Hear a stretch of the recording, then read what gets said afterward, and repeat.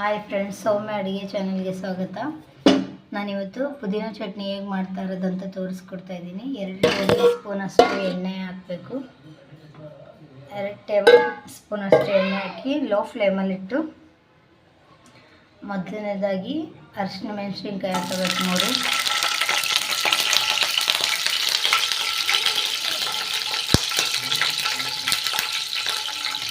Next 2 cut ಮಾಡ್ಕೊಂಡಿರೋ ದಪ್ಪ cut ಮಾಡ್ಕೊಂಡಿರೋಂಥ ಈರುಳ್ಳಿ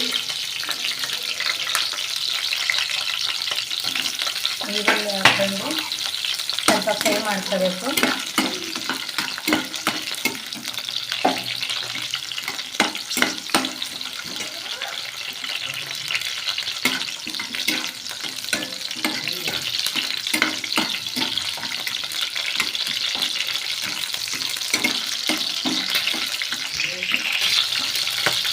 ಈರುಳ್ಳಿ ಸ್ವಲ್ಪ ಫ್ರೈ ಆಗಿರೋ ಈರುಳ್ಳಿ ಜೊತೆಗೆ 2 ಟೊಮೊಟೊ ದಪ್ಪ ಕಟ್ ಮಾಡ್ಕೊಂಡಿರುವಂಥ ಟೊಮೊಟೊ ಆ್ಯಡ್ ಮಾಡಬೇಕು.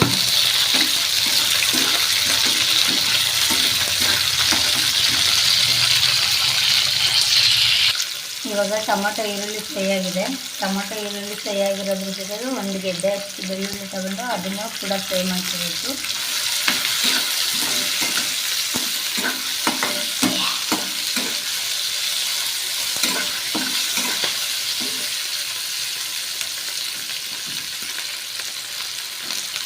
ಬೆಳ್ಳುಳ್ಳಿ ಹಾಕಿದ್ಮೇಲೆ ಸ್ವಲ್ಪ ತೆಂಗಿನಕಾಯಿ ಹಾಕೊಂಡು ಅದನ್ನು ಕೂಡ ಫ್ರೈ ಮಾಡ್ಕೋಬೇಕು. ಒಂದೊಂದು ನಿಮಿಷ ಎಲ್ಲನೂ ಅದೇ ಥರ ಫ್ರೈ ಮಾಡ್ಕೋಬೇಕು.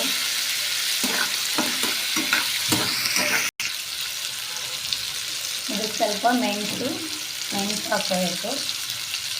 ಸ್ವಲ್ಪ ಜಾಸ್ತಿ 1 ಟೇಬಲ್ ಸ್ಪೂನ್ ಅಷ್ಟು ಜೀರಿಗೆ ಹಾಕೋಬೇಕು. ಅದನ್ನು ಕೂಡ ಸ್ವಲ್ಪ ಫ್ರೈ ಮಾಡ್ಕೋಬೇಕು.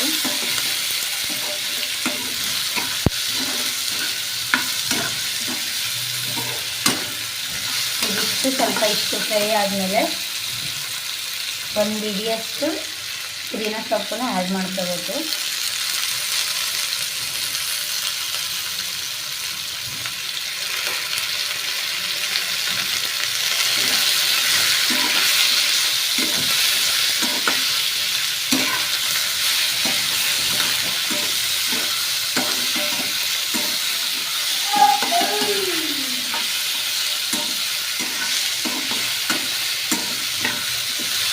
ಪುದೀನ ಸೊಪ್ಪು ಆ್ಯಡ್ ಮಾಡ್ಕೊಂಡಾದ್ಮೇಲೆ 1 ಹಿಡಿಯಷ್ಟು ಕೊತ್ತಂಬರಿ ಸೊಪ್ಪು ಆ್ಯಡ್ ಮಾಡ್ಕೋಬೇಕು.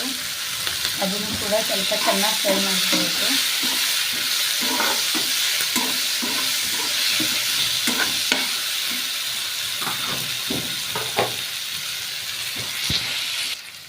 ಇದಕ್ಕೆ ರುಚಿಗೆ ತಕ್ಕಷ್ಟು ಉಪ್ಪನ್ನ ಫ್ರೈಯಲ್ಲೇ ಆ್ಯಡ್ ಮಾಡ್ಕೋಬೇಕು. ಟೇಸ್ಟ್ ಚೆನ್ನಾಗಿ ಬರುತ್ತೆ. ಈರುಳ್ಳಿ ಟೊಮೊಟೊಗೆಲ್ಲ ಸಾಲ್ಟ್ ಎಲ್ಲ ಚೆನ್ನಾಗಿ ಹಿಡಿಯುತ್ತೆ, ಅದಕ್ಕೆ ಟೇಸ್ಟ್ ಚೆನ್ನಾಗಾಗುತ್ತೆ. ಸಾಲ್ಟ್ ಹಾಕ್ಬಿಟ್ಟು ಅದನ್ನು ಫ್ರೈ ಮಾಡ್ಕೋಬೇಕು.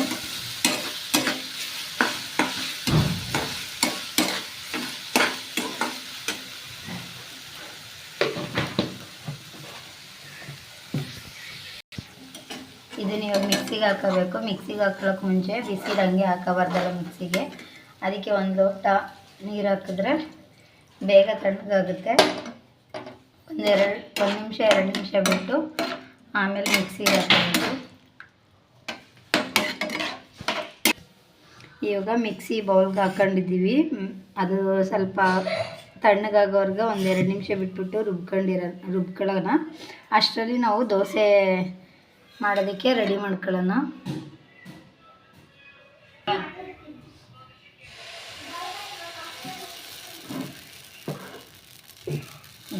ಗರಂ ಆಗಿರೋ ದೋಸೆನ ನಾನು ಇವಾಗ ರೆಡಿ ಮಾಡ್ತಾಯಿದ್ದೀನಿ.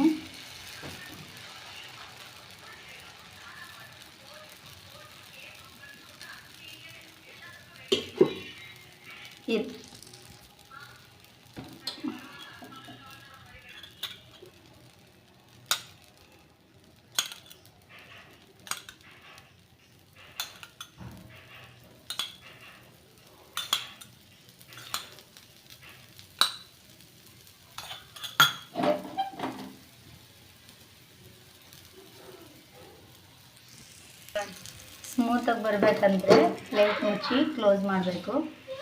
ಆವಾಗ ಪ್ಲೇಟ್ ಮುಚ್ಚಿದ್ರೆ ಸ್ಮೂತಾಗಿ ಬರುತ್ತೆ. ಈಗ ನೀಟಾಗಿ ಬಂದಿದೆ ದೋಸೆ.